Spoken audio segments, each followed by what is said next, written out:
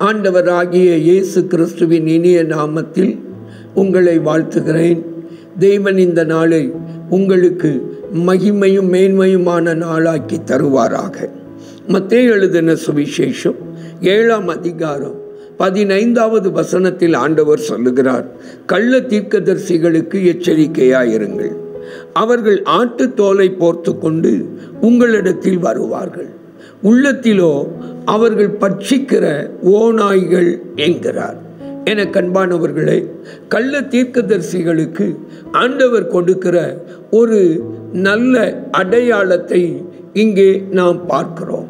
என கண்பானவர்களே, அவர்கள் உள்ளத்தில், அவர்கள் உண்மையில் ஓநாய்கள், ஆனால் அவர்கள் மேலே போர்த்திருப்பதோ ஆடுகளை ஒத்த ஒரு தோல், ஆடுகளை போன்ற வேஷம். என கண்பானவர்களே, கள்ள தீர்க்கதரிசிகளை குறித்து ஆண்டவர் சொல்லும் பொழுது அவர்களுக்குள்ளே இருக்கிற கடினமான, அவர்களுக்குள்ளே இருக்கிற அருவருப்பான, அவர்களுக்குள்ளே இருக்கிற அவலட்சணமான, அவர்களுக்குள்ளே இருக்கிற கொடூரமான இவைகளை ஓநாய்கள் என்று ஆண்டவர் சொல்லுகிறார்.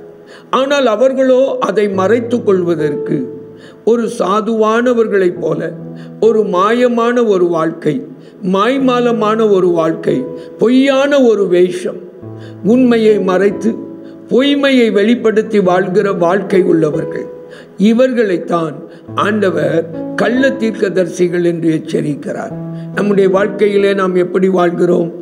நம்முடைய வாழ்க்கையிலே நம்முடைய உள்ளத்தின் சிந்தைக்கும் நம்முடைய வெளியான வார்த்தைக்கும், நம்முடைய உள்ளத்தின் சிந்தைக்கும் நம்முடைய வெளியான பார்வைக்கும் சம்பந்தமும் தொடர்பும் இருக்கிறதா? உள்ளத்திலே தீமையையும் பொறாமையையும் பாவத்தையும் உள்ளத்திலே வைத்து கொண்டு வெளியே ஒரு வேஷம் போடுகிற ஒரு வாழ்க்கை வாழ்வோமானால் இன்றைக்கு மனம் திரும்ப ஒப்பு கொடுப்போம். ஆண்டவர் மனம் திரும்ப அழைக்கிறார்.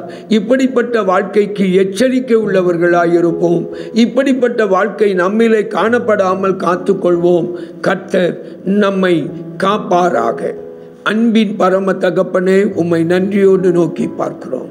உண்மையுள்ள ஒரு வாழ்க்கை வாழ, உண்மையும் உள்ளும் புறமும் உண்மை வெளிப்பட ஆண்டவரே, உள்ளத்திலே ஆண்டவரே நாங்கள் தீமையை சபதரித்து வைத்து வெளியே வெண்மையையும் தூய்மையையும் காட்டுகிறவர்களாயிராதபடி எங்களை காத்துக்கொள்ளும் என்று ஒப்படைக்கிறோம்.